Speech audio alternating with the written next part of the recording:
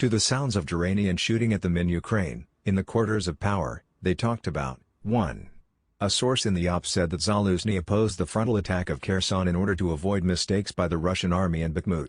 The commander-in-chief believes that it is necessary to force the enemy to withdraw himself, and not to fight in the urban area, which has been turned into a fortress, but the Americans insist on the need to launch the Battle for Kherson operation before the Congress elections.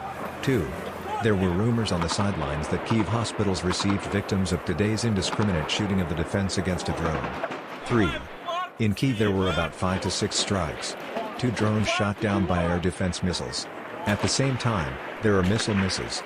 Terodefense again fired chaotically at the UAV, which causes more damage to civilians than to the drone. In Odessa, Sumy, Nikolaev, Dnipro, Chernihiv, Poltava regions at night, and now there were strikes with the help of UAVs.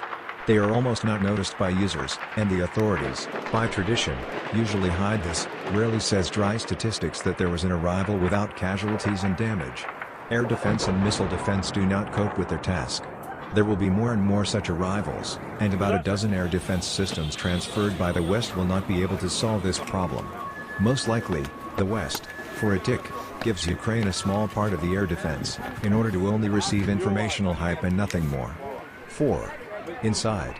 The source said that Zaluzhny reported to the office of the president about problems with a high concentration of volunteers/mercenaries, especially Polish, in key areas. For the cleansing of the Kharkiv region, they turned out to be good, because there they practically did not meet with opposition and worked in separate groups. Now the number of refusals to storm the fortified areas, which the Russian army began to create in Ukraine, has become more frequent. The problem was especially with the southern front, where a large group of PMCs was assembled in Nikolaev to storm Kherson, but they refused to go out into the open field due to constant artillery strikes. 5. So it was Russia that launched Gerani at a residential building, or was it shot down from a machine gun like that? Sometimes even Ukrainian propaganda makes mistakes.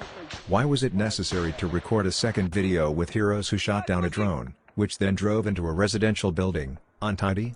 Now you won't go to the UN with this, but it will affect someone. In fact, there is a moral dilemma, whether to shoot down drones over residential areas. A simple formula: knocking out a kamikaze drone over the city, you get casualties among the civilians.